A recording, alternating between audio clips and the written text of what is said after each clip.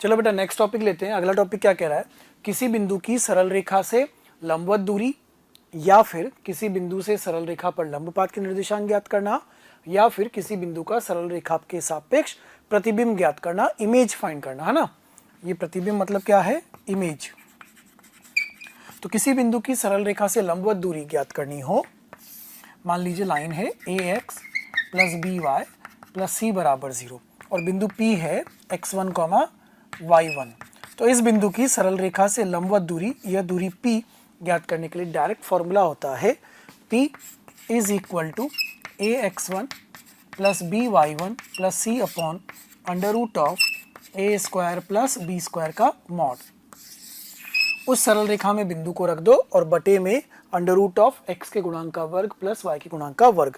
यह फॉर्मूला लगाने से अपना पहला हेडिंग किसी बिंदु की सरल रेखा से लंबवत दूरी का आंसर आ जाता है। ठीक है, अब बात करते हैं कि लंबपात कैसे आएगा और प्रतिबिंब कैसे आएगा। ठीक है, फिर से चित्र बनाता हूं मैं यहाँ पर।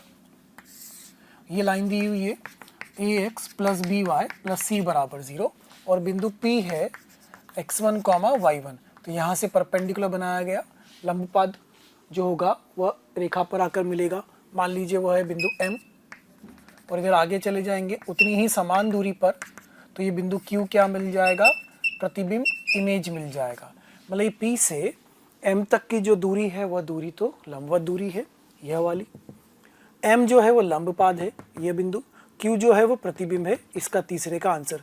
तीनों चीज़ें आपको इस चित्र में नजर आ रही है। तो PM दूरी ज्ञात करने के लिए तो फॉर्मूला मैंने आपको बता दिया। अब अगर M बिंदु ज्ञात करना है तो मेरे पास PM रेखा का समीकरण आ जाए, तो PM रेखा को दी गई रेखा के साथ हल करने पर क्या M बिंदु मिल जाएगा? जी बिल्कुल मिल जाएगा। तो मान लीजिए लाइन 1 है, तो परपेंडिकुलर टू 1 इस पहली रेखा के लंबवत रेखा लिखेंगे bx minus A y plus lambda equal to 0 और उसको बिंदु P x1 y1 से गुजारेंगे। उसकी मदद से अपने को मिलेगा लैम्डा का मान। तो इस प्रकार से अपने पास कितनी रेखाएं इकट्ठी हो जाएंगी, दो रेखाएं इकट्ठी हो जाएंगी। पहली रेखा ax plus B Y plus C बराबर 0, दूसरी रेखा bx माइनस ए वाई जो भी लैम्डा का मान आएगा बराबर 0। इस तरह से ये दो रेखाएं इकट्ठी हो जाएंगी। दोनों को हल करेंगे, दोनों को हल करके किसका मान निकाल लेंगे, m का। ये जो m होगा ये किसका आंसर आ जाएगा, लंबपात का आंसर आ जाएगा। इतना काम तो हो गया। ठीक है, अब ये जो m है ना, वो m क्या है, m P एंड Q का मध्य बिंदु है। P जो है वो m जो है वो P और Q का मध्य बिंदु है। तो m is equal to P plus Q upon 2 लिखेंगे और Q बराबर m का दुगना माइनस P। इतना करने से हमें ये Q का आंसर भी मिल जाएगा। मतलब प्रोसेस समझाया मैंने अभी आपको, सवाल अपन अभी लेते हैं। प्रोसेस क्या कह रहा है कि सरल रेखा के लंबवत रेखा लिखो, उसको दिए गए बिंदु से गुजार दो, दो रेखाएं प्राप्त हो जाएंगी, दोनों का प्रतिच्छेद बिंदु निकाल लो, आपको लंबपाद मिल जाएगा। जो लंबपाद मिल रहा होगा वही प्रतिबिंब और दिए गए बिंदु का मध्य बिंदु बन रहा होगा, तो उससे हमें प्रतिबिंब वाला बिंदु Q भी प्राप्त हो जाएगा। तो जो पूछा हो इस सवाल में इस तरीके से ज्ञात किया जा सकता है। एक बार M बिंदु मिल गया तो P और M के मध्य दूरी सूत्र लगाने से आपको वो लंबवत दूरी भी मिल जाएगी, जो कि इस फॉर्मूले से मिलने वाली थी, वो वैसे भी आपको मिल जाएगी। क्लियर इतनी? अब सवाल से इसको समझते हैं और सवाल से इसको हल करते हैं।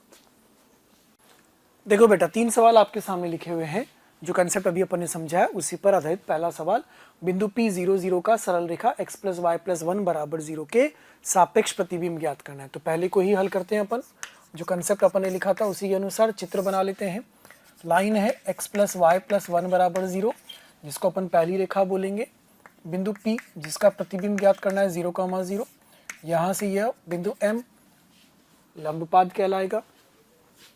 इसी को थोड़ा आगे बढ़ा देंगे तो ये बिंदु Q यह प्रतिबिंब कहलाएगा। यह दूरी और यह दूरी आपस में बराबर होगी, M बिंदु मध्य बिंदु बन रहा होगा।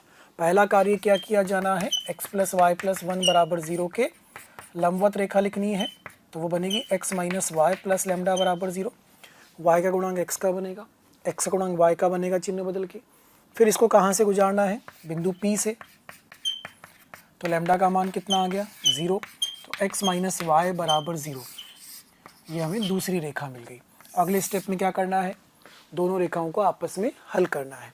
सॉल्व 1 and 2, तो x प्लस वाई प्लस 1 बराबर 0, x माइनस वाई बराबर 0, तो 2x plus 1 is equal to 0, x is equal to minus 1/2, y is equal to minus 1/2। इससे आपको ये कौन सा बिंदु मिलता है बेटा, इससे आपको लंबपाद मिल गया, ये लंबपाद के निर्देशांक भी प्राप्त हो गए। ठीक है, अब ये जो लंबपाद मिला है m, यह होगा दिए गए बिंदु P और प्रतिबिंब वाले बिंदु Q का मध्य बिंदु। तो m को लिखेंगे P प्लस Q बटे 2, और 2m बराबर P प्लस Q, और Q बराबर m का दुगना माइनस P। m का दुगना माइनस हाफ का दुगना माइनस 1 माइनस 0 माइनस 1 माइनस 1, ये इसका प्रतिबिंब मिल जाएगा आपको। आंसर आ गया, सिंपल तरीका, कोई एक्स्ट्रा कंसेप्ट नहीं लगा रहे, कोई आलतू फालतू मेथड पे नहीं जा रहे हैं, जल्दी जल्दी आंसर लाएंगे। देखो पहले सवाल को हमने मेथड से करा, आंसर आ गया -1, अब एक शॉर्ट ट्रिक भी बताता हूँ आपको, उससे भी आंसर आया करेंगे जल्दी जल्दी। ये लाइन है ax plus B Y plus C बराबर 0, क्योंकि कभी कभी तो कैलकुलेशन टिपिकल भी तो होगी, ऐसा तो नहीं कि हर बार 0 0 और इतने आसान बिंदु आएंगे। सरल रेखा थोड़ी सी टिपिकल भी आएगी, 4x 3y 6 1,5 4, -13 बिंदु अजीब अजीब से भी आएंगे। तो अपने पास एक शॉर्ट रिजल्ट भी है जिसको अपन प्रयोग में लेंगे तो अपना आंसर और जल्दी आएगा।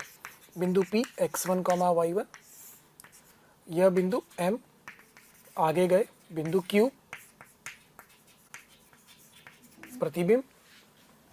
तो जो बिंदु हमें ज्ञात करना है x, y, अगर ये x, y है जिसको ज्ञात करना है तो उसको ज्ञात करने के लिए formula x minus x1 upon a, y minus y1 upon b minus ax1 plus by1 plus c upon a square plus b square.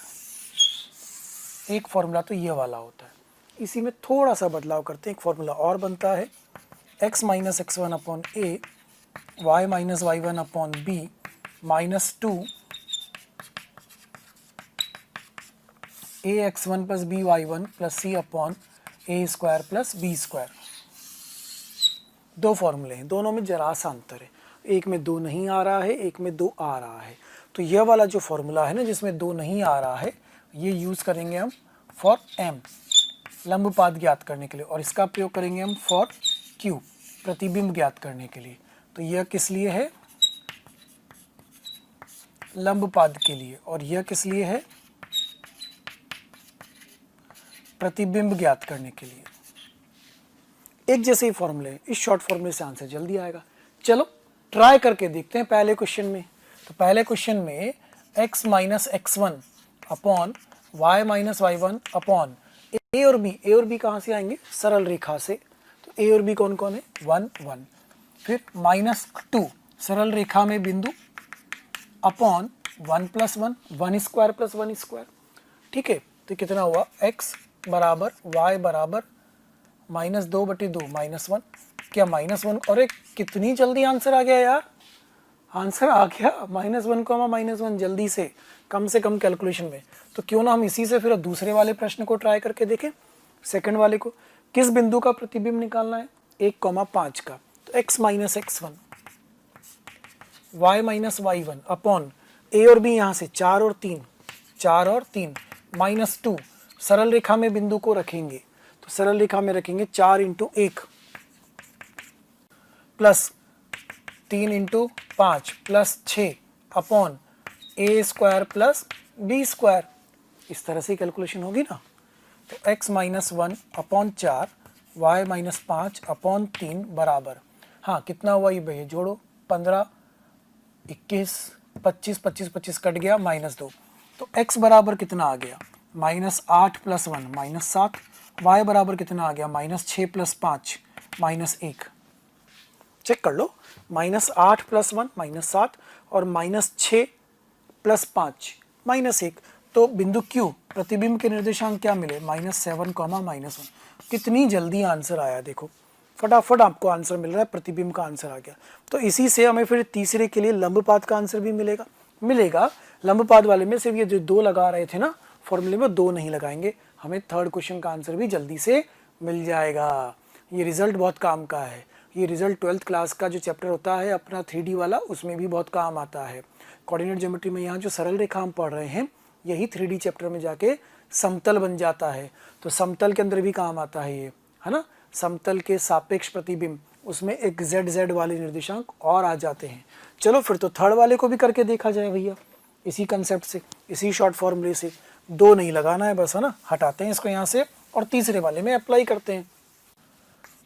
तीसरे प्रश्न में अप्लाई कर रहे हैं x - x1, तो x - 4 y - y1 बराबर a और b सरल रेखा से मिलेंगे, 3 और 1, ठीक है। माइनस सरल रेखा, अब 2 नहीं लगाना है क्योंकि लंबपात ज्ञात कर रहे हैं। तो 3 में बिंदु रखेंगे 4 -13 + 6 अपॉन 3 स्क्वायर + 1 स्क्वायर। x - 4 बटे 3 y + 13 बटे 1 बराबर, इसको हल कर लेते। 12 और 6 18, 18 - 13 5, 5 बटे 10 मतलब -1/2, ये -1/2 आ गया। तो x -4 upon 3 equal to -1/2 and y + 13 upon 1 is equal to -1/2। तो x - 4 is equal to -3/2, x is equal to 4 - 3/2, x equal to कितना हो गया, 8/2 - 3/2 5/2। y निकालते हैं, y इज इक्वल टू -1/2 -13, तो y इज इक्वल टू कितना हो गया, -26/2 -27/2, -27/2। तो लंबपात के निर्देशांक मिले 5/2, -27/2। ये लीजिए, तीसरे प्रश्न का आंसर मिल गया। तो ना तो लंबवत रेखा ज्ञात करनी पड़ी, ना प्रतिच्छेद बिंदु ज्ञात करना पड़ा, और ना मध्य बिंदु का सूत्र लगाना पड़ा।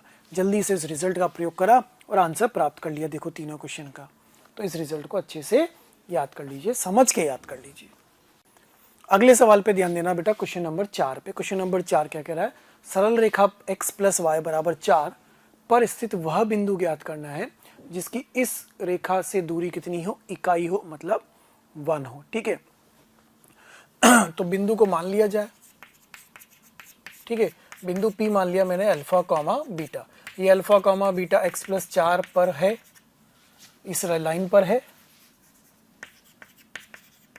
देयरफॉर अल्फा + बीटा = 4, तो बीटा = 4 - अल्फा, तो बिंदु P आ गया अल्फा कॉमा 4 - अल्फा। तो अज्ञात 2 से 1 तो हो गए, एक ही अज्ञात बचा। इस बिंदु की इस लाइन से दूरी कितनी है, 1। तो परपेंडिकुलर डिस्टेंस कितना है, 1 है। तो 4 × alpha + 3 × 4 - alpha ax1 + by1 + c upon √a² + b² का मॉड दूरी बराबर कितनी कर दी जाए, 1 कर दी जाए। हल कर लेते, अल्फा निकाल लेते। 4 अल्फा + 12 - 3 अल्फा - 10 अपॉन 5 का मापांक बराबर 1। 4 अल्फा - अल्फा, अल्फा + 2 अपॉन 5 बराबर +-1। मापांक हटाएंगे तो प्लस आएगा। तो यहाँ से 2 केसेस बन गए, एक आया अल्फा + 2 = 5, एक आया अल्फा + 2 = -5, अल्फा = 3, एक आया अल्फा = -7। तो बिंदु P जब अल्फा का मान 3 होगा तो बिंदु P क्या होगा, 3,1।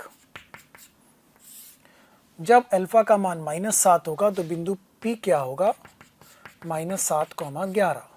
ये 2 आंसर आपको मिलेंगे। इसका मतलब रेखा x + y = 4 पर स्थित बिंदु जिसकी दूसरी रेखा से दूरी इकाई है, वह असल में 2 बिंदु उपस्थित है, एक बिंदु उपस्थित नहीं है। ऐसे कितने बिंदु उपस्थित हैं, 2 हैं, ठीक है। ये हो गया सवाल नंबर 4। अब सवाल नंबर 5 पर आते हैं। 5वां सवाल क्या कह रहा है, समबाहु त्रिभुज का एक शीर्ष 2,1 दिया हुआ है। समबाहु त्रिभुज बनाया हमने, A B C, 2, 1 शीर्ष है और सम्मुख भुजा x प्लस वाई बराबर 2 है। तो यहाँ से यहाँ तक जो दूरी होगी यह लंबवत दूरी मान लीजिए h है। क्या यह त्रिभुज के लिए ऊंचाई होगी? और इधर जो बना रहे हैं यह कहलाएगी त्रिभुज की भुजा a। तो हमें क्या मिल पाएगा आसानी से? पहले ऊंचाई h, तो h इज इक्वल टू कितना हो जाएगा? 2 plus 1 minus 2 upon under root 2। तो h की वैल्यू आ गई आपके पास 1/√2, ये h आ गया। ठीक है। अच्छा, समबाहु त्रिभुज है तो यहाँ पर यह एंगल कितना होता है? 60 डिग्री। तो ये जो बना आधार बना, ये h बना लंब और a बना कर्ण, तो लंब बटे कर्ण h upon a is equal to sine 60। तो यहाँ से a की वैल्यू आ जाएगी h इंटू कॉसेक 60। a बराबर h 1/√2 इंटू कॉसेक 60। साइन 60 की वैल्यू √3/2, तो ये हो जाएगा 2/√3। होता भी है a upon h equal to 2/√3। तो a की वैल्यू कितनी आ गई? √2/√3।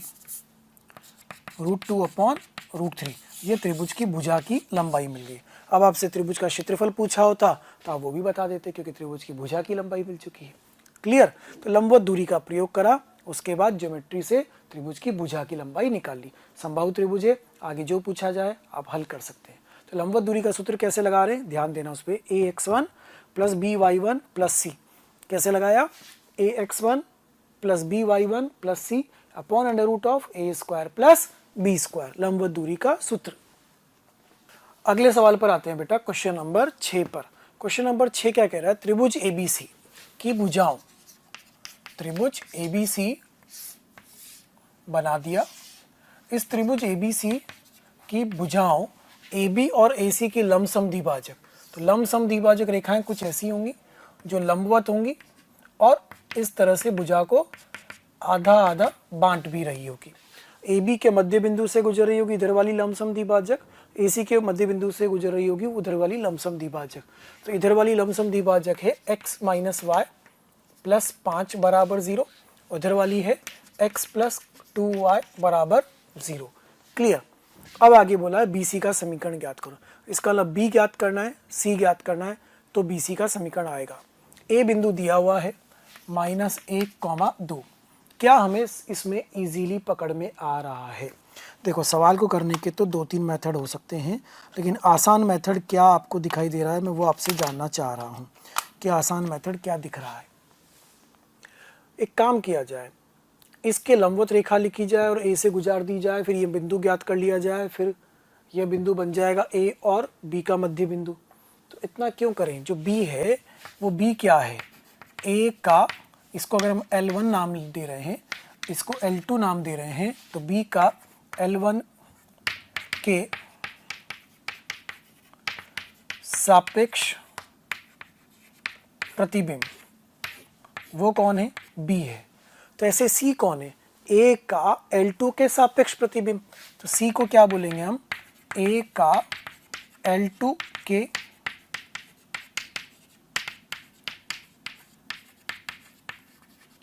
सापेक्ष प्रतिबिंब। A का L2 के सापेक्ष प्रतिबिंब। प्रतिबिंब ज्ञात करना हमें आता है, तो A का प्रतिबिंब इस रेखा के सापेक्ष निकाल रहे हैं, तो x plus 1 y minus 2 upon A और B इस लाइन से लेंगे, minus 2 ax1 -1 -2 plus 5 upon A² plus B² 1² ऐसे उधर ज्ञात करते हैं। L2 के सापेक्ष A का प्रतिबिंब लिखते हैं, तो x plus 1 upon y minus 2 upon में क्या लिखना है? A और B कौन है? 1 2 इज इक्वल टू -2 टाइम्स, सरल रेखा में बिंदु रखेंगे तो -1 प्लस 4 अपॉन 1² 2²। हल कर ले, B मिलेगा, C मिलेगा। तो मैं सबसे पहले आपको धन्यवाद देना चाहता हूँ, थैंक यू सबको, क्योंकि डेली हजारों स्टूडेंट्स हमारे वीडियो देख रहे हैं और अपना फ़ायदा उठा रहे हैं।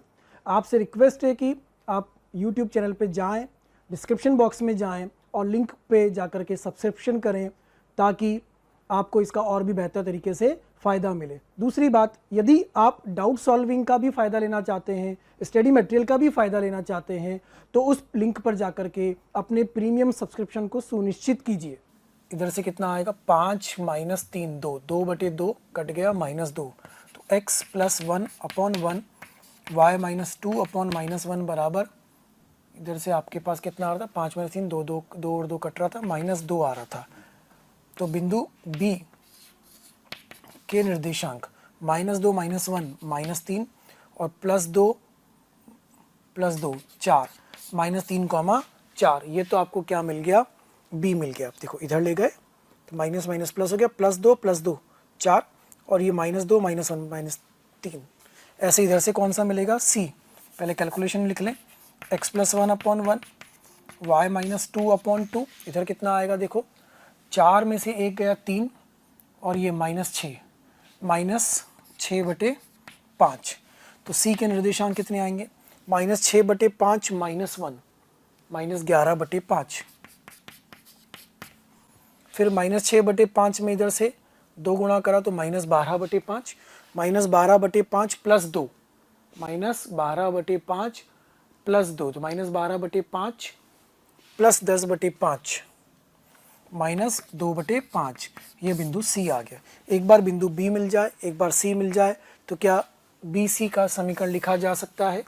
B कितना है, -3, 4 और C कितना है, -11/5 -2/5। अब BC रेखा का समीकरण सब लोग लिख सकते हैं, y minus y1 is equal to y2 minus y1 upon x2 minus x1 into x minus x1। इससे आपका आंसर आ जाएगा।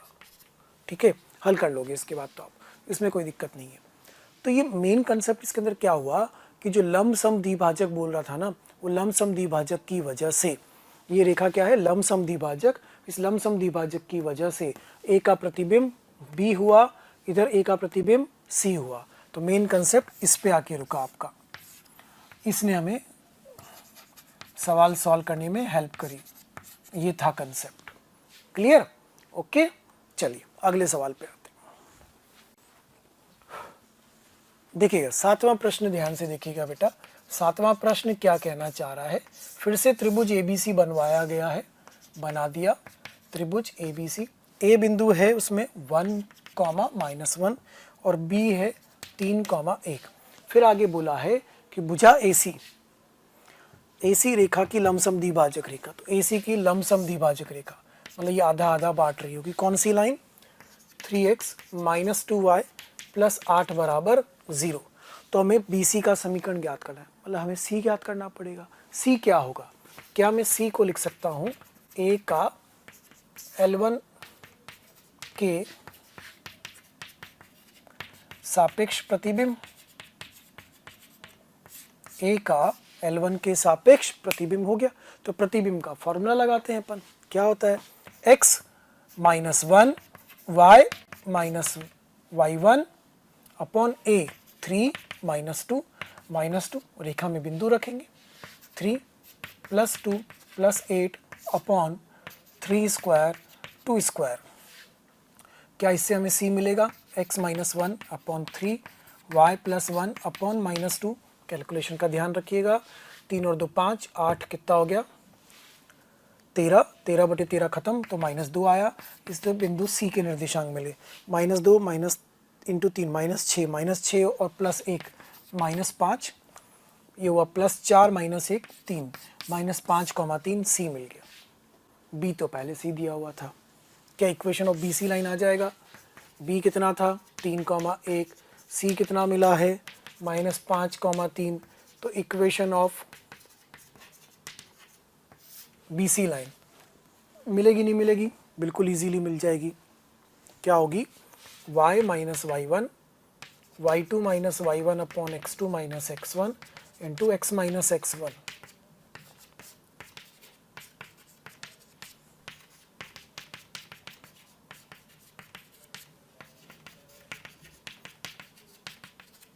x + 4y - 7 बराबर 0।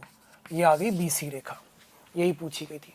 मतलब ये तो पिछले सवाल से आधा सवाल हुआ, पिछले वाले सवाल में तो हमें 2 बार प्रतिबिंब ज्ञात करना पड़ा, ए का प्रतिबिंब इधर बी ज्ञात करा, ए का प्रतिबिंब उधर सी ज्ञात करा, इसमें तो एक ही ज्ञात करा, बी पहले से दिया हुआ था। लगभग दोनों एक जैसे ही सवाल थे। कंसेप्ट सिखाने का मकसद क्या था कि जब भुजा की लमसम द्विभाजक दी हो, जब भुजा की लमसम द्विभाजक दी गई हो तो जो ऊपर नीचे वाले बिंदु होंगे वो एक दूसरे के प्रतिबिंब होंगे, ये ध्यान रखना है। अगला सवाल देखो बेटा, क्वेश्चन नंबर 8 क्या कह रहा है। क्वेश्चन नंबर 8 कह रहा है दो परस्पर लंबवत रेखाएं बिंदु P1, -2 से गुजरती हैं। परस्पर लंबवत रेखाएं हैं,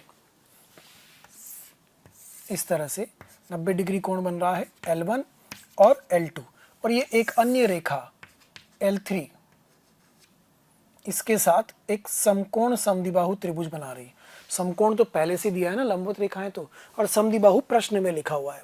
इस लाइन का समीकरण क्या है अपने पास, 3x - 4y + 4 = 0। यह बिंदु आपको दिया है, बिंदु ए P है, ए नहीं है, P है 1, -2।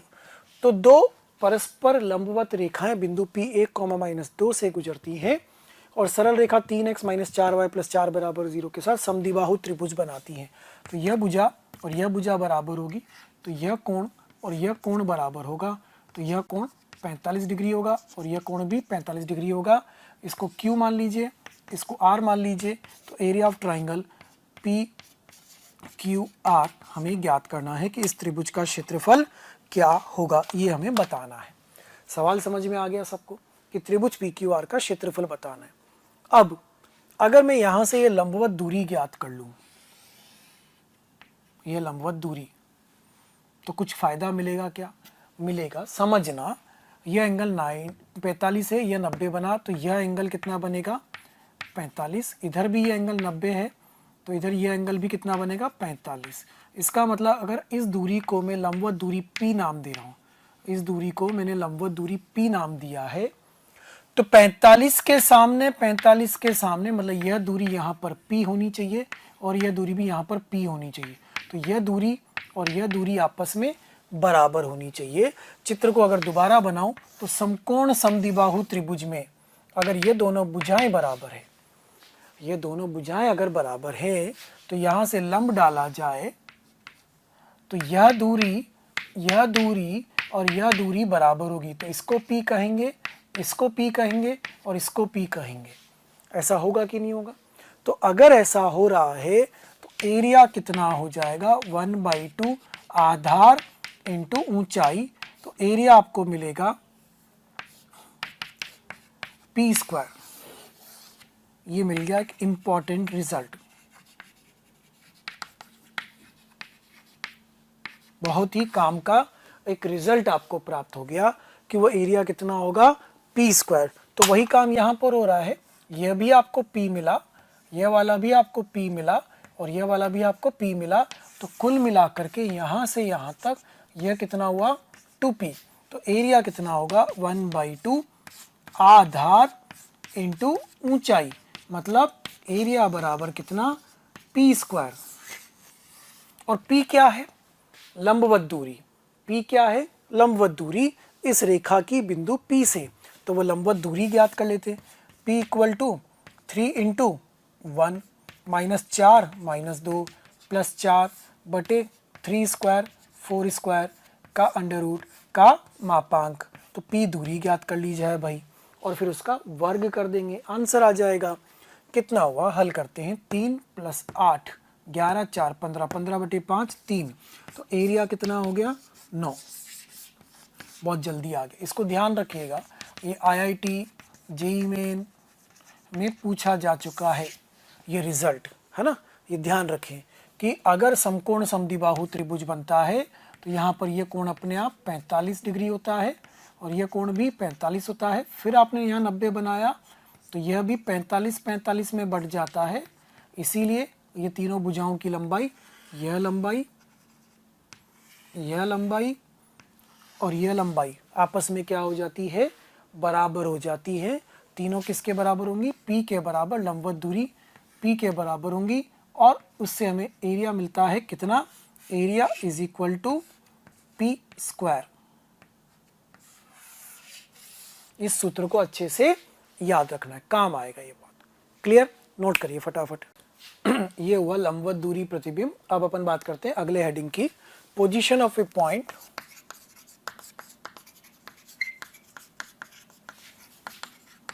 With respect to line. सरल रेखा के सापेक्ष किसी बिंदु की क्या स्थिति होगी? सरल रेखा के सापेक्ष बिंदु की स्थिति। सरल रेखा के सापेक्ष बिंदु की क्या स्थिति होगी? ये लाइन है, तो बिंदु सरल रेखा पर हो सकता है, सरल रेखा के ऊपर हो सकता है, सरल रेखा के नीचे हो सकता है। ये लाइन है, सरल रेखा के दाईं ओर हो सकता है, बाईं ओर हो सकता है। तो ये सब बताएंगे कैसे। हम सरल रेखा के ऊपर बोल सकते हैं, नीचे बोल सकते हैं, दायां बोल सकते हैं, बायां बोल सकते हैं। लेकिन सरल रेखा ऐसी हुई तो ऊपर नीचे या दायां बायां क्या बोलोगे? तो सही तरीका ये नहीं होता ऊपर नीचे बोलना, सरल रेखा पर बोलना तो होता है। सरल रेखा पर बोलने का मतलब संतुष्ट कर रहा है। तो सही तरीका क्या होगा? एक होगा मूल बिंदु की दिशा, एक होगा मूल बिंदु के विपरीत दिशा। उस बात को समझिएगा ना, ये सही तरीका नहीं है ऊपर बोलना नीचे बोलना। इस तरह से चित्र बनाया मैंने और एक लाइन बना दी, लाइन एल। तो यहाँ पर है मूल बिंदु 0,0। तो यह वाला जो है एरिया है ना, ये मूल बिंदु की दिशा है।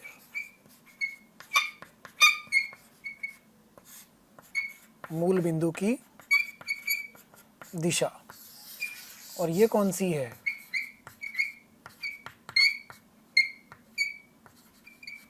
मूल बिंदु के विपरीत दिशा। ये कौन सी है? मूल बिंदु के विपरीत दिशा। तो बस ये दो चीजें अपन बोला करेंगे। कोई भी रेखा अगर दे दी जाएगी तो हम इतना बताएंगे कि दी गई रेखा के लिए बिंदु जो हमें पूछा जा रहा है वो या तो मूल बिंदु के इधर होगा या मूल बिंदु के विपरीत दिशा में होगा। बस चेक कैसे करेंगे? How to check? लाइन दी है ax plus B Y plus C बराबर 0 और बिंदु P दिया है x1, y1। ठीक है, तो सबसे पहला काम क्या करो, लाइन में बिंदु P को रखो। लाइन में बिंदु P को रखने का मतलब ax1 प्लस बी वाई1 प्लस सी, इससे आपको कोई ना कोई मान मिलेगा। तो रेखा में बिंदु P को रखने पर जो मान प्राप्त होगा वो कोई पॉजिटिव वैल्यू या नेगेटिव वैल्यू होगी, उसको C के साथ मैच करेंगे। अगर वो C के साथ मैच हो गया, मतलब दोनों का चिन्ह समान हुआ, दोनों धनात्मक या दोनों ऋणात्मक, तो बिंदु मूल बिंदु की दिशा में होगा। और यदि दोनों के चिन्ह विपरीत हुए तो बिंदु मूल बिंदु के विपरीत दिशा में होगा। तो हम क्या लिखेंगे? P को L रेखा में रखकर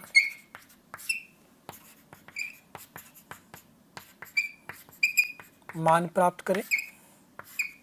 पहला स्टेप, यदि यह मान C के चिन्ह के समान चिन्ह वाला है, यदि यह मान C के चिन्ह के समान चिन्ह वाला है तो P मूल बिंदु की दिशा में होगा। फिर यदि यह मान C के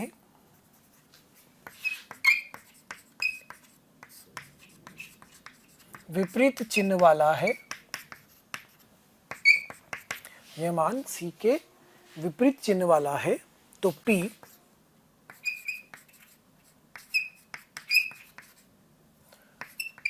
मूल बिंदु के विपरीत दिशा में होगा। बस इतना सा कंसेप्ट। जो बिंदु आपको दिया जाए उसको उठा करके लाइन के इक्वेशन में रखो और उसके बाद उसका मान निकालो, उस मान को C के चिन्ह के साथ मैच कर लो। अगर वह C के साथ मैच कर गया, पॉजिटिव पॉजिटिव या नेगेटिव नेगेटिव, तो बिंदु मूल बिंदु की दिशा में है, और मैच नहीं करा तो वह मूल बिंदु के विपरीत दिशा में। इतना सा कंसेप्ट है। कंसेप्ट को सवाल के साथ समझते हैं, उदाहरण के साथ समझते हैं।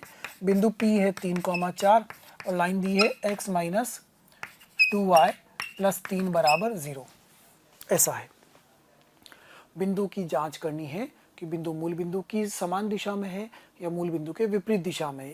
इस लाइन के लिए जिधर मूल बिंदु होगा उधर ही P होगा, या इस लाइन के लिए मूल बिंदु जिधर होगा उसके विपरीत तरफ बिंदु P होगा, ये चेक करना है। तो लाइन में बिंदु P को रखें, उसको ऐसा लिखेंगे अपन LP, लाइन में बिंदु P को रखेंगे।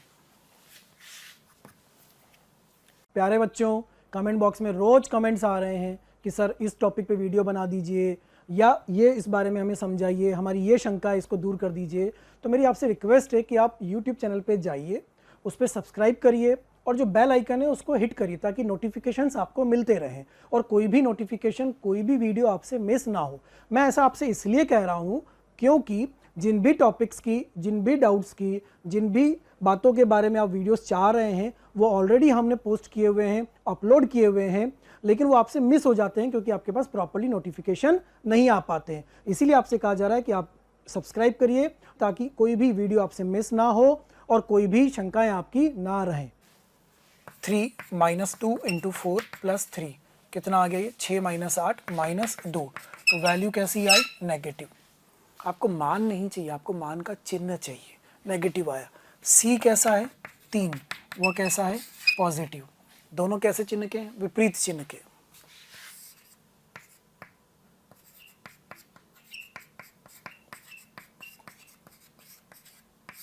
दोनों विपरीत हैं, है ना? दोनों विपरीत चिन्ह। देयरफॉर P मूल बिंदु के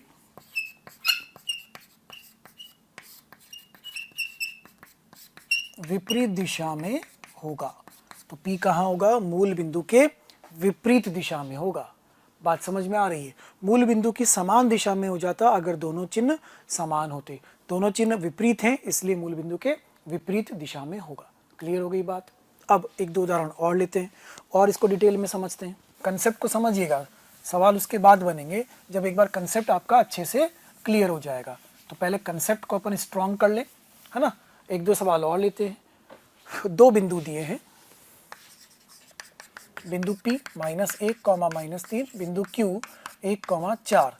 लाइन दी है आपको x 2x - 3y + 3 = 0। तो C की वैल्यू तो 3 मिल गई मुझे, इसको तो मैंने यहीं से पता कर लिया, पॉजिटिव आ गया।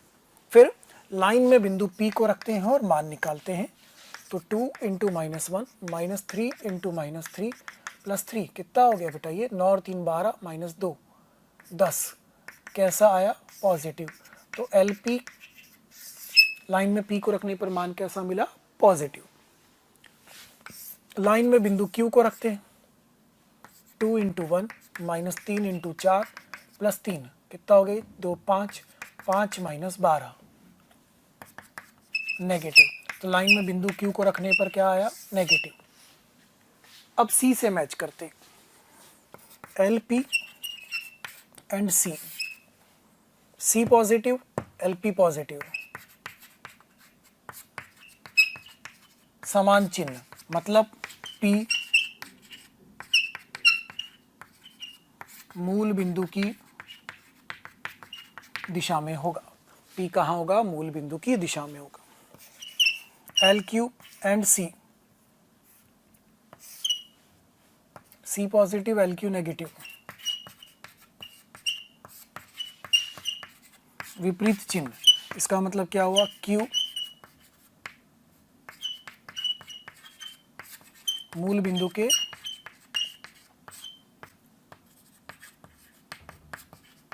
दिशा में होगा। सिंपल। एक जा रहा है मूल बिंदु की तरफ, एक जा रहा है मूल बिंदु के विपरीत। तो अगर एक से पॉजिटिव एक से नेगेटिव आया तो दोनों विपरीत दिशाओं में भी होंगे। ये भी पता चल गया हमें कि अगर एक रेखा में दो बिंदु रख दिए जाएं और दोनों बिंदुओं से जो मान आ रहे हों वो मान दोनों विपरीत चिन्ह के आ रहे हों, तो जो दोनों बिंदु होंगे वो साथ साथ होंगे या अलग अलग होंगे? अलग अलग होंगे, क्योंकि दोनों के चिन्ह कैसे आएंगे? विपरीत आ रहे होंगे। तो एक और रिजल्ट अपन यहां से लिख सकते हैं। P and Q are 2 points. L given line, इतनी अंग्रेजी समझते हो है ना, उसमें कोई कष्ट नहीं है किसी को। If L P L Q greater than 0 तो P एंड Q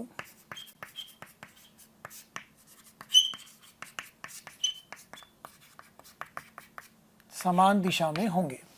सिंपल है। अगर दोनों से मान पॉजिटिव पॉजिटिव आएगा तभी तो गुणन ग्रेटर देन 0 आएगा, दोनों से मान नेगेटिव नेगेटिव आएगा तो ही तो पॉजिटिव आएगा। इसका मतलब दोनों या तो मूल बिंदु की तरफ जा रहे होंगे या दोनों मूल बिंदु के विपरीत जा रहे होंगे, लेकिन दोनों रहेंगे साथ साथ। If L P L Q less than 0 मतलब दोनों से जो मान आने वाले हैं दोनों मानों का गुणन नेगेटिव आया, दोनों मानों का गुणन नेगेटिव आया तो P एंड Q रेखा के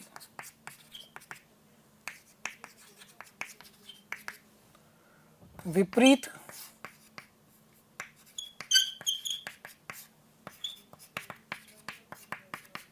दिशा में होंगे। अगर दोनों मान विपरीत आते हैं तो दोनों का गुणन नेगेटिव आएगा, दोनों मान समान आते हैं तो ही तो दोनों का गुणन पॉजिटिव आएगा, दोनों विपरीत आते हैं तो नेगेटिव आएगा। तो P और Q रेखा के विपरीत दिशा में होंगे। लीजिए सिंपल कंसेप्ट मिल गया है ना, कोई दिक्कत इसमें, कोई दिक्कत तो नहीं। ठीक है, अब ऐसे ही दो बिंदु की जगह दो रेखाएं हो तो दोनों रेखाओं में बिंदु B को रख दे, और अगर दोनों से मान समान आया तो P दोनों रेखाओं के लिए समान दिशा में होगा, और दोनों से मान विपरीत चिन्ह के आते हैं तो बिंदु P दोनों रेखाओं के लिए विपरीत दिशाओं में होगा। एक और रिजल्ट अपन यहाँ से यूज कर सकते हैं। क्या है रिजल्ट? अपन लिख लेते हैं कि एक की जगह अब रेखाएं कितनी हो? दो हो। कंसेप्ट समझ रहे हैं, अभी फिर सवाल अपना भी लेंगे, पहले कंसेप्ट पे ध्यान दें। एक रिजल्ट और लिख रहे हैं। गिवन क्या है? L1 and L2 two lines, एक बिंदु P। इफ L1 में बिंदु P को रखा, L2 में बिंदु P को रखा और पॉजिटिव आ गया, मतलब L1 में बिंदु P को रखने पर और L2 में बिंदु P को रखने पर मान समान चिन्ह के आ गए, तो P L1 एंड L2 के लिए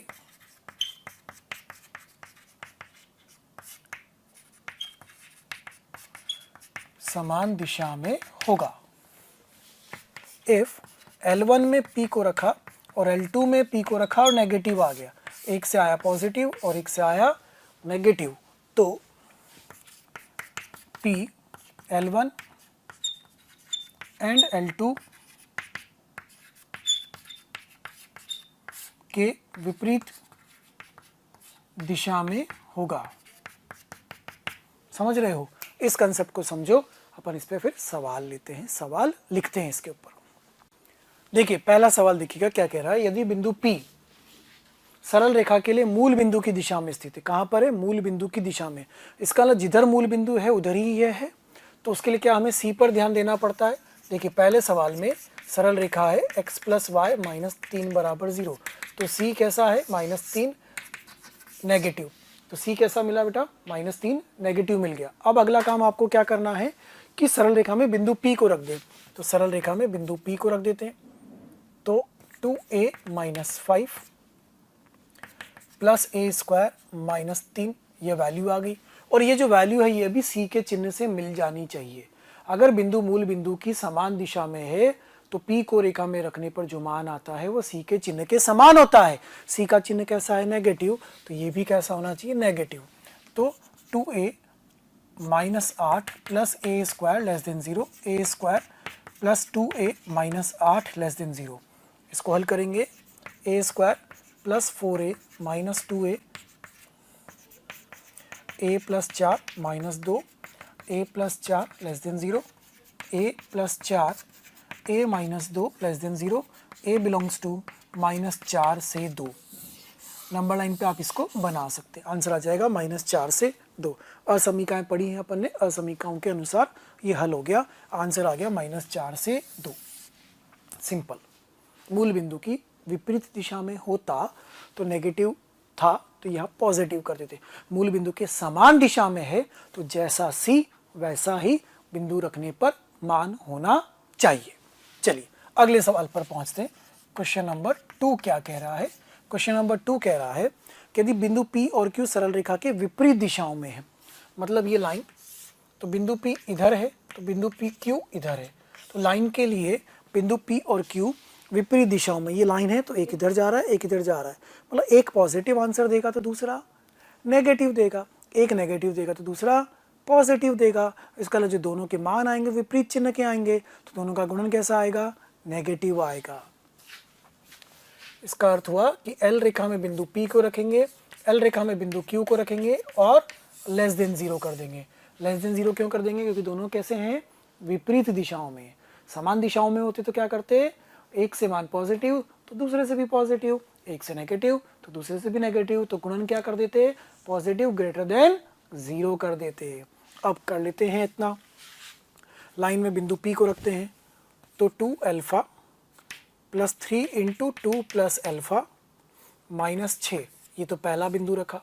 दूसरा बिंदु रखा जाए 2 into 3 alpha by 2 plus 3 alpha square minus 6 और लेस देन 0। हल कर लिया जाए भाई, कितना हुआ? 2 अल्फा 3 अल्फा 5 अल्फा, बाकी 6 तो कट गया, इधर 2 और 2 कटा, तो ये हुआ 3 कॉमन भी निकल रहा है, alpha square plus alpha minus 2 less than 0। 8 हट गया, alpha into alpha square plus alpha minus 2 less than 0। गुणनखंड कर लिए जाएं भाई इसके, alpha square plus 2 alpha minus 2 less than 0, alpha is common, alpha plus 2 minus alpha plus 2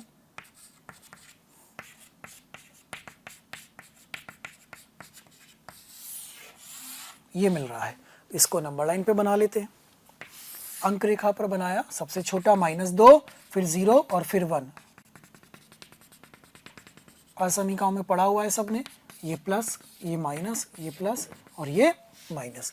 कैसा चाहिए? Negative. Negative आ रहा है माइनस अनंत से -2 यूनियन 0 से 1, तो आंसर मिला अल्फा बिलोंग्स टू माइनस अनंत से -2 यूनियन 0 से 1। ये आपको अल्फा का मान मिल गया, अंतराल में आएगा, क्योंकि जो कंसेप्ट है वही लेस देन 0 ग्रेटर देन 0 में चल रहा है, तो आंसर भी अंतराल में आएगा, माइनस अनंत से -2 यूनियन 0 से 1। आगे बात समझ में, क्या करना है, कैसे करना है, कैसे हल करना है, समझ रहे हैं? चलिए एक सवाल और लेते हैं। प्रश्न संख्या 3 और 4 पे ध्यान देना बेटा। क्वेश्चन नंबर 3 को ध्यान से देखो। क्वेश्चन नंबर 3 कह रहा है कि यदि बिंदु P alpha square comma alpha plus 1 सरल रेखाओं L1 व L2 के मध्य कोण में स्थित है तो अल्फा का मान ज्ञात करना है। और कुछ ऐसे ही मैंने चौथा सवाल दिया। चौथा सवाल तो जेईई मेन में आया हुआ भी है। चौथा प्रश्न तो जेईई मेन एग्जाम में पूछा गया प्रश्न है। पहले अपन तीसरे को हल करते हैं। तीसरा सवाल कुछ इस तरह से है, लाइन L1 लाइन L2 इनके मध्य कोण थीटा, तो अगर इसमें आएगा बिंदु P, L1 L2 के मध्य उस कोण में है, यहाँ पर थीटा बन रहा है। अगर आप यहाँ बनाओगे तो इधर ले आओ, किसी भी एक कोण में ले आओ, या तो न्यून कोण में या अधिक कोण में, उससे कोई फर्क नहीं पड़ रहा है। अब L1 रेखा का समीकरण जो है वह है 3x माइनस वाई प्लस 1 बराबर 0। L2 रेखा का समीकरण है x प्लस 2y माइनस 5 बराबर 0। इस समीकरण में ध्यान देना थोड़ा सा, इस समीकरण में जो C1 है वो कैसा है? पॉजिटिव, और इसमें जो C2 है वो कैसा है? नेगेटिव। इसका मतलब ये हुआ कि दोनों रेखाओं के बीच में जो कोण है उस कोण में बिंदु P तब रहेगा जब L2 के तो नीचे रहे और L1 के ऊपर रहे। L1 के ऊपर रहने का मतलब हुआ L1 के लिए तो वह कौन सी दिशा में चला जाए? मूल बिंदु की दिशा में। और L2 के लिए किधर चला जाए? मूल बिंदु के विपरीत दिशा में। तभी तो एक के ऊपर एक के नीचे कहलाएगा। नहीं समझे? मैं दोबारा बोलता हूँ, एक रेखा के तो नीचे की तरफ जा रहा है, एक रेखा के ऊपर की तरफ जा रहा है। एक रेखा के लिए तो नीचे की तरफ जा रहा है और एक रेखा के लिए ऊपर की तरफ जा रहा है। तो हम ये डिसाइड करना चाह रहे हैं कि बिंदु P जो होगा वो कहाँ पर होगा। ऊपर नीचे का कंसेप्ट कैसे बोलेंगे? ऊपर नीचे का कंसेप्ट तो सही कंसेप्ट नहीं हुआ ना, तो इसलिए हम उसमें एक का चिन्ह पॉजिटिव देख पा रहे हैं और एक का चिन्ह नेगेटिव देख पा रहे हैं। तो सवाल को अपन एक काम करते हैं, थोड़ा सा सही करते हैं, वो मध्य उस कोण में स्थित है, इस चेंज करते हैं अपन क्वेश्चन के अंदर थोड़ा सा, तो वरना क्लियर नहीं हो पाएगा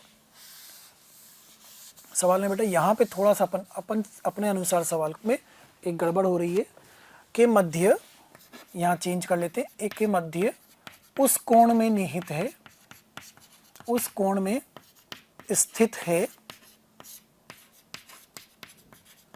जिसमें मूल बिंदु भी है। अब सही सवाल बनेगा, जिसमें मूल बिंदु भी है तो फाइंड अल्फा। क्लियर? अब सवाल को थोड़ा ध्यान से देखिएगा। बिंदु P सरल रेखाओं के मध्य उस कोण में निहित है जिसमें मूल बिंदु भी है, मतलब मूल बिंदु भी यहीं पर कहीं पर है, इधर ही 0,0। मूल बिंदु भी इसी में है। इसका अर्थ ये हुआ कि L1 के लिए P मूल बिंदु की दिशा में है।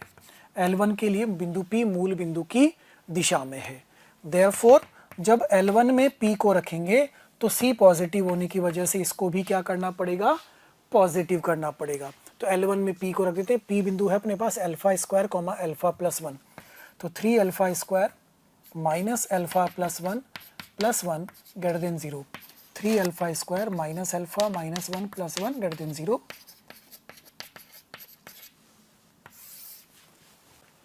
Alpha 3 alpha minus 1 greater than 0। Number line पे बनाया, एक 0 एक 1/3, इस तरह से जाएगा। Positive negative positive, alpha belongs to minus अनंत से 0 यूनियन 1/3 से अनंत। ये एक आंसर आएगा, पहली शर्त से आया। अब L2 के लिए, L2 के लिए नीचे की तरफ है, लेकिन नीचे ही मूल बिंदु भी है, तो L2 के लिए भी P मूल बिंदु की दिशा में ही है। L1 के लिए भी P मूल बिंदु की दिशा में था और L2 के लिए भी P मूल बिंदु की ही दिशा में है। तो L2 के लिए P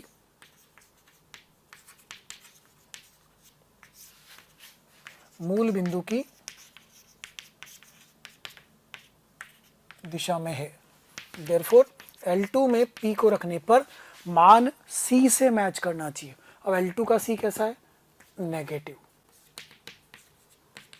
क्योंकि C2 नेगेटिव था। इधर क्या था, C1 पॉजिटिव था, इसलिए ऐसा किया था। उधर क्या है, C2 नेगेटिव है, इसलिए L2 में रख के मान को भी कैसा करेंगे, नेगेटिव करेंगे। चलिए L2 रेखा में रखते हैं बिंदु को। Alpha square plus 2 into alpha plus 1 minus 5 less than 0। Alpha square plus 2 alpha plus 2 minus 3 less than 0। गुणनखंड हो रहे हैं क्या, जी बिल्कुल हो रहे हैं। Plus 3 alpha minus alpha. यदि आप हमारे वीडियोस को देख रहे हैं और आपको वो पसंद आ रहे हैं तो मेरी आपसे रिक्वेस्ट है कि आप उनको लाइक करें, सब्सक्राइब करें, शेयर करें, ताकि वो और भी ज़रूरतमंद विद्यार्थियों तक पहुंच सके और उसका लाभ वो उठा सकें। आपके प्यार और स्नेह को देखकर हमारी टीम मोशन की पूरी टीम हाईली मोटिवेटेड है और हमारा हमेशा पूरा प्रयास है और रहेगा कि आपको बेहतर से बेहतर कंटेंट प्रोवाइड करते रहें। Alpha plus 3 minus alpha plus 3 less than 0। Alpha plus 3 alpha minus 1 less than 0। Alpha belongs to -3 से 1। ये आ गया दूसरा आंसर। लीजिए, L1 रेखा के लिए भी मूल बिंदु की दिशा में था, L2 रेखा के लिए भी मूल बिंदु की दिशा में है, तो हम वही कंसेप्ट लगा रहे हैं कि L1 के लिए C के अनुसार चिन्ह डिसाइड कर रहे हैं, L2 के लिए भी C के अनुसार चिन्ह डिसाइड कर रहे हैं। L1 का C नेगेटिव था, इसलिए हमने लेस देन पॉजिटिव था, इसलिए ग्रेटर देन 0 करा। L2 का C नेगेटिव है, इसलिए लेस देन 0 करा। ये आंसर 1 आ गया, आंसर 2 आ गया। अब क्या करना है, दोनों का उभयनिष्ठ निकालना है या दोनों का संयुक्त निकालना है। दोनों का उभयनिष्ठ करेंगे या दोनों का संयुक्त करेंगे। आंसर 1 आंसर 2 का कॉमन लेना है कि क्या करना है, जल्दी बताओ, फटाफट से बताओ क्या लिखेंगे दोनों का। आंसर 1 और आंसर 2 का आपको उभयनिष्ठ कॉमन निकालना है, इंटरसेक्शन निकालना चाहिए, या फिर दोनों का आपको यूनियन निकालना चाहिए। दोनों का क्या करा जाएगा, कॉमन। अरे दोनों शर्तें एक साथ संतुष्ट होनी चाहिए ना, अभी तक नहीं सोच पाए क्या। आंसर 1 और 2 का कॉमन, 1 एंड 2 का कॉमन निकालना पड़ेगा ना भाई। ऐसी शर्त ज्ञात करनी पड़ेगी ना जो दोनों को एक साथ संतुष्ट कर जाए। तो 1 और 2 का कॉमन। चलिए सारे बिंदु नंबर लाइन पे बनाते हैं। सबसे छोटा कौन सा है अपने पास, -3, फिर उससे बड़ा अपने पास है 0, फिर 1/3 और फिर 1। ये कह रहा है 0 से छोटा, 1/3 से बड़ा, और ये कह रहा है -3 से 1 के बीच में। देखो कॉमन मिल गया आपको, कॉमन मिल रहा है, मिल गया कॉमन। क्या मिला? अल्फा बिलोंग्स टू -3 से 0 यूनियन 1/3 से 1, यही कॉमन है, यही आंसर है। तो सवाल में क्या था, थोड़ा चेंज अपन ने किया और लिखने में गलती हुई कि उस कोण में स्थित है जिसमें मूल बिंदु भी स्थित है। तो जिधर मूल बिंदु है उधर बिंदु P है। इसका L1 के लिए भी मूल बिंदु की दिशा वाला कंसेप्ट लगाओ, L2 के लिए भी मूल बिंदु की दिशा वाला कंसेप्ट लगाओ, आंसर मिलेगा। क्लियर? चलिए आते हैं अगले सवाल पर, प्रश्न संख्या 4 पर, जो कि जेईई मेन में भी पूछा जा चुका है, वो भी कुछ ऐसा ही। चौथा सवाल, यदि बिंदु P alpha comma alpha square सरल रेखाओं के मध्य कोण में स्थित है। अब मध्य कोण में मूल बिंदु नहीं बोला, बोल भी नहीं सकता, क्योंकि पहली रेखा भी मूल बिंदु से गुजर रही है और दूसरी रेखा भी मूल बिंदु से गुजर रही है। देखिए चौथे सवाल के अंदर एक्स अक्ष, वाई अक्ष, ये पहली रेखा, ये दूसरी रेखा। तो पहली रेखा है y बराबर x/2 और दूसरी रेखा है y बराबर 3x। इनके मध्य कोण इसमें है बिंदु P, बस इतना दिया है। दोनों रेखाएं कहाँ से गुजर रही हैं? मूल बिंदु से ही गुजर रही हैं, तो कुछ कर ही नहीं सकते आप। अब तो आप मूल बिंदु का कंसेप्ट ही नहीं लगा सकते। मूल बिंदु की दिशा, अरे सड़क के घर इधर है उधर है, अब तो सड़क पर है, दाईं और बाईं और क्या बोलोगे, ऊपर नीचे क्या बोलोगे, कुछ बोल ही नहीं सकते अब तो। लेकिन इतना है, इस रेखा के लिए अगर इस दिशा में जाता है तो उसके विपरीत दूसरी रेखा में जाता है। तो अगर इसके लिए इधर जा रहा है तो उसके लिए इधर जा रहा है, यानी दोनों रेखाओं के लिए समान दिशा में आचरण चल रहा है कि विपरीत दिशाओं में? विपरीत दिशाओं में। तो बिंदु P, अगर हम एक को L1 कह रहे हैं और एक को L2 कह रहे हैं, तो L1 रेखा है अपने पास x - 2y बराबर 0, L2 रेखा है अपने पास 3x - y बराबर 0। P L1 एंड L2 के लिए विपरीत दिशाओं में है। L1 L2 के लिए कहाँ पर है? विपरीत दिशाओं में है। कैसे पता चला? इसके नीचे तो इसके ऊपर, इसके दाईं तो इसके बाईं और, इसलिए पता चल रहा है, बाकी मूल बिंदु कोई काम नहीं कर रहा। इसीलिए अपन क्या कर रहे हैं, L1 में बिंदु P को रखेंगे, L2 में बिंदु P को रखेंगे और <0 रखा दें, क्योंकि विपरीत दिशाओं में है तो ऑब्वियसली एक से मान पॉजिटिव होगा तो एक से नेगेटिव होगा, या दूसरे से नेगेटिव तो पहले से पॉजिटिव, या पहले से नेगेटिव तो दूसरे से पॉजिटिव। आचरण कैसा होगा? विपरीत, तो गुणन भी कैसा आएगा? नेगेटिव आएगा। बिंदु P क्या है अपने पास? अल्फा कॉमा अल्फा स्क्वायर रख देते हैं इसके अंदर। L1 रेखा में अल्फा माइनस 2 अल्फा स्क्वायर, दूसरी रेखा में रखा 3 alpha minus alpha square <0। Alpha common निकाले तो अल्फा माइनस 2 अल्फा, अल्फा इधर से भी कॉमन आ रहा है, 3 माइनस अल्फा <0। अल्फा स्क्वायर 1/2 आएगा 1, तो 2 अल्फा माइनस 1 अल्फा माइनस 3 <0, ये बन रहा है समीकरण। नंबर लाइन पे बना लिया जाए इसको। नंबर लाइन पे बनाएंगे तो एक बिंदु तो आएगा 0, एक बिंदु आएगा 1/2, एक बिंदु आएगा 3। यहाँ से ऐसा जाएगा ये पॉजिटिव नेगेटिव पॉजिटिव पॉजिटिव। 0 पर पावर कैसी है, 0 पर घात कैसी है? सम, तो चिन्ह नहीं बदलेगा। आपको चाहिए नेगेटिव, तो नेगेटिव कहाँ पर आ रहा है? अल्फा बिलोंग्स टू 1/2 से 3। अल्फा का मान कहाँ से कहाँ तक? 1/2 से 3 तक। नेगेटिव सिर्फ यहीं पर मिल रहा है बस आपको, नेगेटिव। तो आचरण समझो, हर सवाल में कंसेप्ट लग जाएगा, बहुत अच्छी बात है, लेकिन कभी कभी किसी सवाल में कंसेप्ट नहीं लग पाएगा, तो आचरण समझो। इसमें आचरण कैसा गया? समान के विपरीत, विपरीत आचरण था। ये अपना कंसेप्ट इसमें काम कर गया था कि आचरण कैसा जा रहा है? विपरीत जा रहा है, विपरीत आचरण है। इसीलिए हमने क्या कंसेप्ट लगाया कि दोनों का गुणन कैसा होगा? <0 नेगेटिव होगा। उससे इसको सॉल्व किया गया। ये जेईई मेन में पूछा जा चुका प्रश्न है। लिखिए फटाफट इसको। तो अगला हेडिंग लेते हैं बेटा अपन, एंगल बाइसेक्टर। एंगल बाइसेक्टर, कोण समद्विभाजक। दो रेखाओं के मध्य कोण समद्विभाजक रेखाएं, दो रेखाएं होंगी। देखो लाइन 1 लाइन 2, इनके मध्य कोण समद्विभाजक रेखाएं, दो रेखाएं होंगी। एक रेखा अंतःकोण की समद्विभाजक और एक रेखा बाह्य कोण की समद्विभाजक। एक तो इधर थीटा, थीटा में बदल रही होगी, थीटा/2 थीटा/2, और एक इधर pi minus theta by 2, pi minus theta by 2 में तोड़ रही होगी। तो एक को हम बोलेंगे बाइसेक्टर 1 और एक को हम बोलेंगे बाइसेक्टर 2। एक कोण समद्विभाजक अंतः कोण की समद्विभाजक और एक कोण समद्विभाजक बाह्य कोण की समद्विभाजक होगी। ठीक है, तो ये लाइन 1 लाइन 2 के बीच में जो बाइसेक्टर लाइन होंगी वो दो हुआ करेंगी, एक अंतः कोण की और एक बाह्य कोण की। उसको ज्ञात करने का मेथड क्या होगा? लाइन 1 की equation a1x plus b1y plus c1 equal to 0, L2 line a2x plus b2y plus c2 equal to 0। दोनों के बीच में कोण ज्ञात कर लो पहले tan थीटा, फिर उसका आधा आधा करके इसमें एक और प्रवणता m मान के m प्रवणता m1 लेके फिर से मेथड लगा दो। प्रोसेस है, लेकिन मैं इसकी जगह आपको एक फॉर्मूला बताना चाह रहा हूँ। डायरेक्ट क्या यूज़ करेंगे? फॉर्मूला क्या है वो देखिएगा, a1x plus b1y plus c1 upon under root of a1 square plus b1 square equal to plus minus a2x plus b2y plus c2 upon under root of a2 square plus b2 square. ये formula है। इस फॉर्मूले का प्रयोग करने से अपने को आंसर मिल जाता है। अब इस फॉर्मूले का प्रयोग भी अलग अलग क्वेश्चन के अनुसार अलग अलग तरीके से करना होगा ना। क्वेश्चन किस तरह का पूछा जा रहा है उसके अकॉर्डिंगली अपन इसको सॉल्व करेंगे। जैसे पहला टाइप जो क्वेश्चन का बनता है,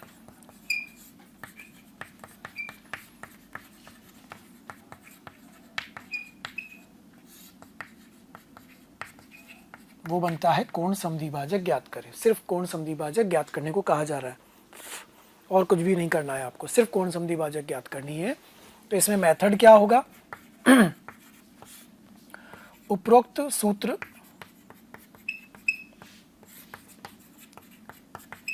का प्रयोग करें, बस और कोई एक्स्ट्रा काम नहीं करना। उपरोक्त सूत्र का प्रयोग कर देना है और आंसर ज्ञात कर लेना है। टाइप 2, L1 एंड L2 के मध्य उस कोण की समद्विभाजक ज्ञात करें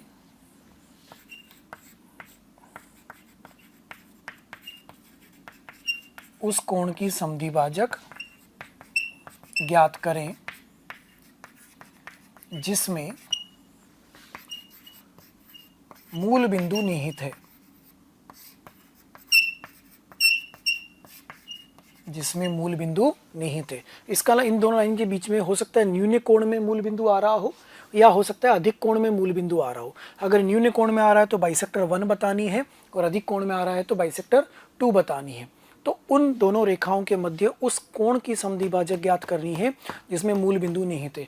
या तो वो न्यून कोण समद्विभाजक मिलेगी या अधिक कोण समद्विभाजक मिलेगी। लेकिन कैसे मिलेगी, इस फॉर्मूले का प्रयोग कैसे करना है, उसके लिए मेथड, इस टाइप 2 के लिए मेथड, सर्वप्रथम L1 एंड L2 रेखाओं के समीकरणों में अचर पदों C1 एंड C2 को सर्वप्रथम L1 व L2 रेखाओं के समीकरणों में अचर पदों C1 एंड C2 को धनात्मक बनाएं।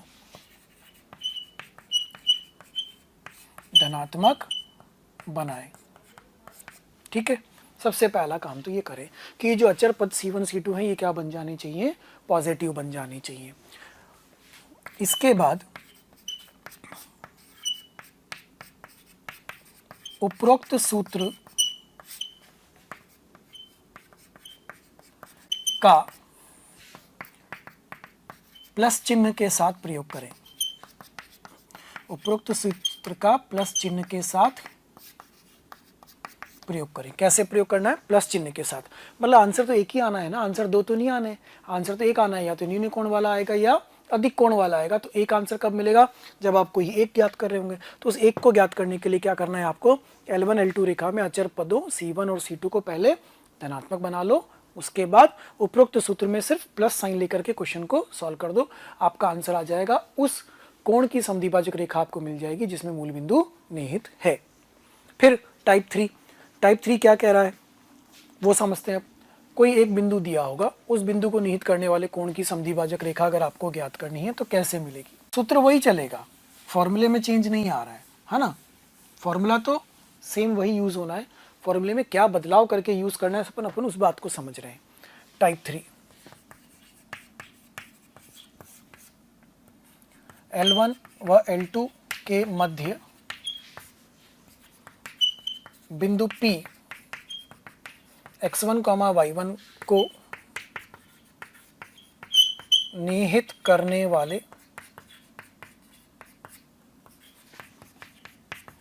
कोण की समद्विभाजक ज्ञात करें। इतना करना है आपको। L1 व L2 के मध्य बिंदु P x1, y1 को निहित करने वाले कोण की समद्विभाजक रेखा ज्ञात करनी है। ठीक है, मेथड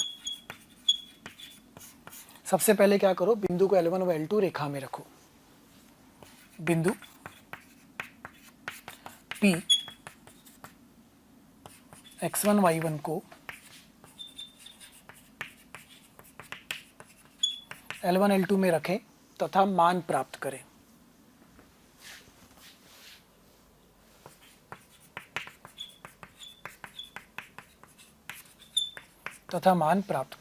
यदि दोनों मान समान चिन्ह के हैं,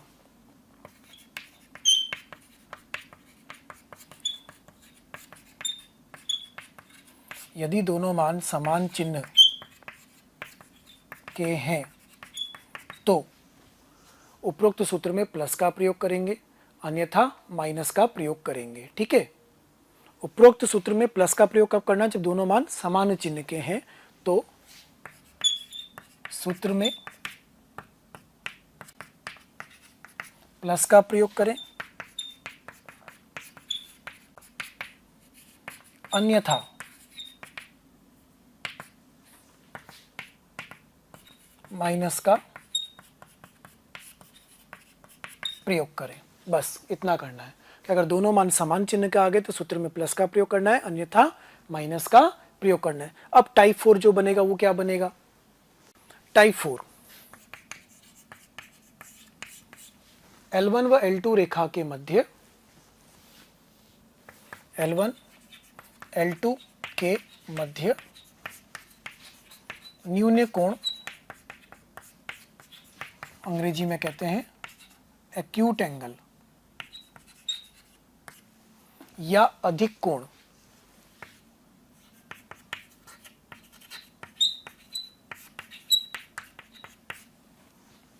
ऑब्ट्यूज एंगल,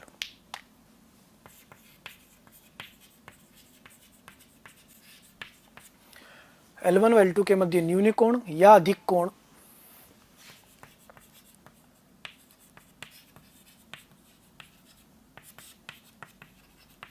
समद्विभाजक रेखा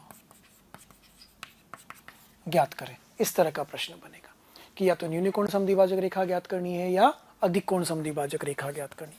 तो इसके लिए क्या मेथड होगा, उस मेथड की बात कर लेते हैं अपन। ठीक है, सबसे पहले आपको अचर पदों को धनात्मक बनाना है। सर्वप्रथम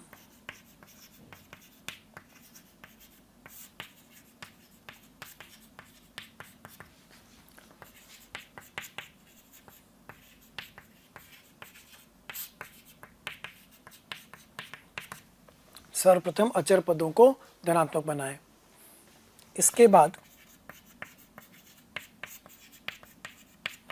a1 a2 plus b1 b2 का मान ज्ञात करें। a1 a2 plus b1 b2 का मान ज्ञात कर लेते हैं। अब ये जो मान आएगा या तो ये पॉजिटिव आएगा या नेगेटिव आएगा या जीरो आएगा। तो if a1 a2 plus b1 b2 greater than zero, तो क्या होगा, प्लस चिन्ह से अधिक कोण की समद्विभाजक रेखा मिलेगी और माइनस से न्यून कोण की समद्विभाजक रेखा मिलेगी। से अधिक कोण माइनस से न्यून कोण समद्विभाजक रेखा आपको मिल जाएगी। इसका विपरीत हुआ, if a1 A2 plus B1 B2 less than 0 आ गया। ये वैल्यू कैसी आ गई? नेगेटिव आ गई, तो इसका विपरीत हो जाएगा। प्लस से आपको आप क्या मिलेगा? न्यून कोण, और माइनस से क्या मिलेगा? अधिक कोण का आंसर।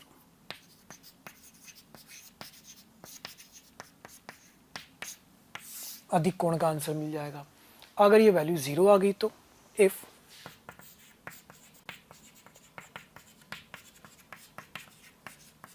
इसका मतलब क्या हुआ? अगर ये वैल्यू ही 0 आ गई तो क्या होगा? अगर ये वैल्यू 0 आ गई तो L1 व L2 परस्पर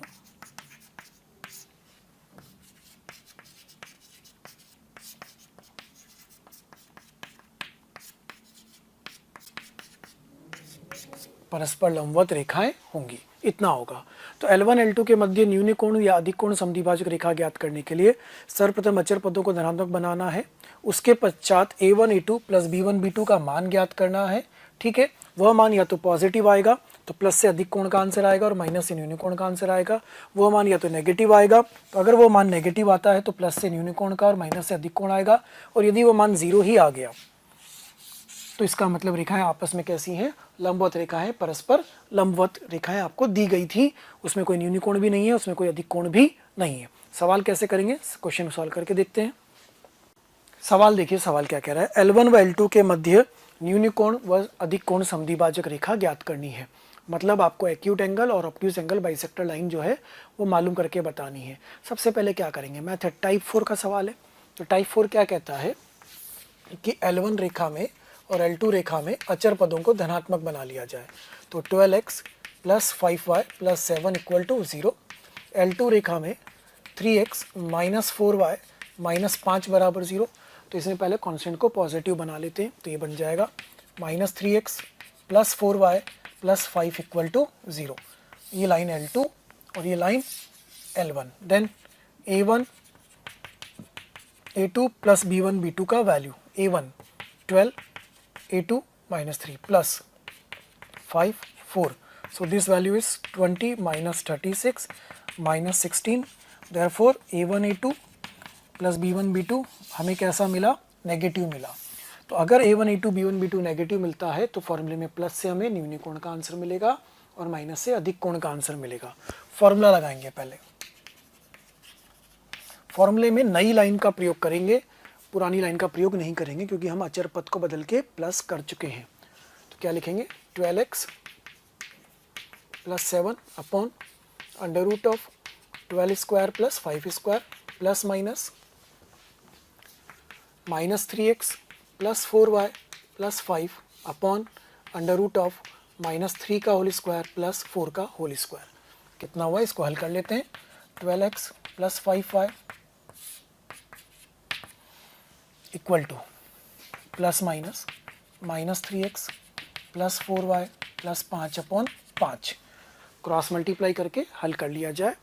कितना हो गया? 60x प्लस 25y प्लस 35 बराबर प्लस माइनस माइनस 39x 13 चौक 52 y प्लस 65। ठीक है, एक बार प्लस का और एक बार माइनस का प्रयोग करेंगे। इधर प्लस उधर माइनस। प्लस से किसका आंसर आएगा? न्यून कोण का। इधर से किसका आंसर आएगा? अधिक कोण का। ठीक है, तो एक बार प्लस का प्रयोग करा,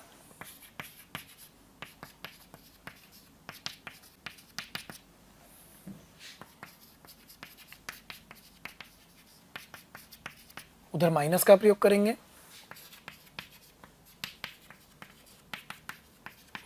माइनस तो माइनस माइनस प्लस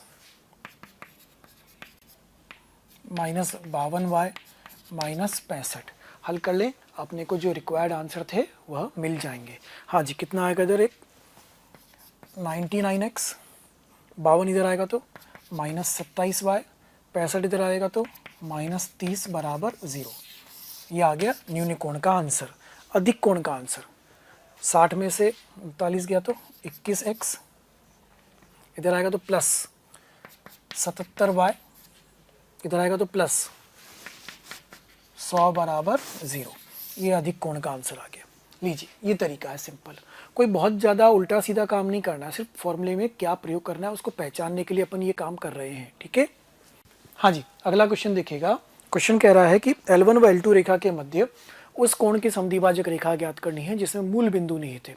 टाइप 2 क्या कहता है कि यदि L1 L2 के मध्य उस कोण की समद्विभाजक रेखा ज्ञात करनी है जिसमें मूल बिंदु निहित है, तो पहले अचर पद को धनात्मक बनाओ, तत्पश्चात फॉर्मूले में प्लस का प्रयोग करो।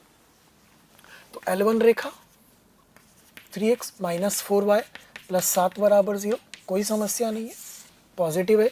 L2 रेखा 12x प्लस 5y माइनस 2 बराबर 0, तो minus 12x minus 5y plus 2 बराबर 0, ये आ गई। अचर पद को क्या बना दिया गया, पॉजिटिव, और फॉर्मूले में किसका प्रयोग कर लेंगे, प्लस का। तो क्या लिखेंगे, 3x upon is equal to plus minus 12x minus 5y plus 2 upon ऐसा, और इसको हल कर लो, आंसर मिल जाएगा।